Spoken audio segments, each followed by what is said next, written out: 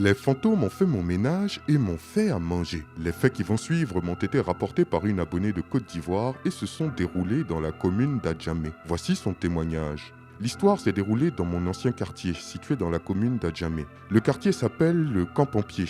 À la base, c'étaient les pompiers, uniquement les pompiers, qui y vivaient avec leur famille. Ce quartier était réputé pour ses bruits d'origine mystique. Mon père s'était installé là-bas avec ma mère en 1998. Les habitants du camp pompier se plaignaient de bruits qui se manifestaient à différentes heures dans la journée. La journée, on entendait un fort bruit de perles qui s'entrechoquaient, un peu comme quand on frotte un chapelet. Tous les soirs, à minuit, c'étaient des bruits de pilons qui sortaient de nulle part. Les bruits changeaient d'une année à l'autre. L'année suivante, on entendait des bruits de talons et un enfant qui pleure. En discutant avec ma mère, qui avait toute sa famille qui avait vécu dans cet endroit durant de longues années, elle m'avoua que ces bruits existaient depuis longtemps et que le quartier avait été construit sur un ancien cimetière. Selon les rumeurs, la cause de ces manifestations était la colère des esprits des morts qui n'étaient pas contents qu'on ait dérangé leur repos mortuaire. En plus de ces bruits, les jeunes du quartier semblaient touchés par une sorte de malédiction qui les empêchait de réussir. Personne n'arrivait à trouver du travail et les projets ne donnaient pas de bons fruits. À un moment donné,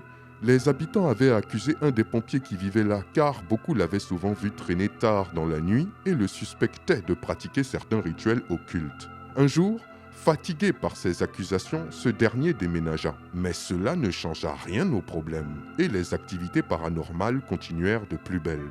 Plus tard, des jeunes organisèrent des cellules de prière dans lesquelles certains eurent des visions qui confirmèrent que c'étaient bien les fantômes des morts de l'ancien cimetière qui étaient à l'origine de tout cela. Quelques années passèrent jusqu'à ce que l'on décide avec ma famille de quitter le quartier. Nous étions les propriétaires de la maison que nous avions dans le quartier des pompiers. En attendant de trouver un locataire, ma mère a mis une de ses protégées dans la maison pour l'entretenir et la surveiller. Cette dernière était au début contente, car elle avait des problèmes pour se loger sur Abidjan. De plus, son travail était non loin du quartier. Cependant, cette joie fut de courte durée.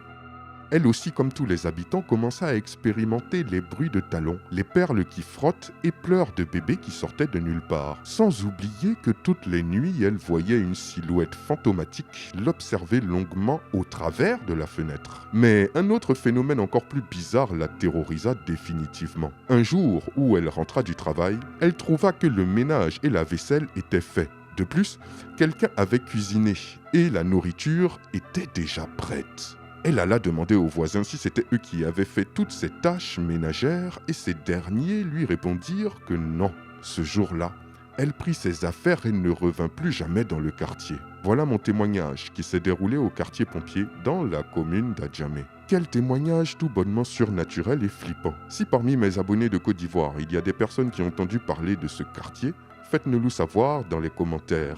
Quant à mes autres abonnés, dites-moi aussi ce que vous en pensez. Je vous dis à très bientôt pour une nouvelle vidéo, c'était Takashi J.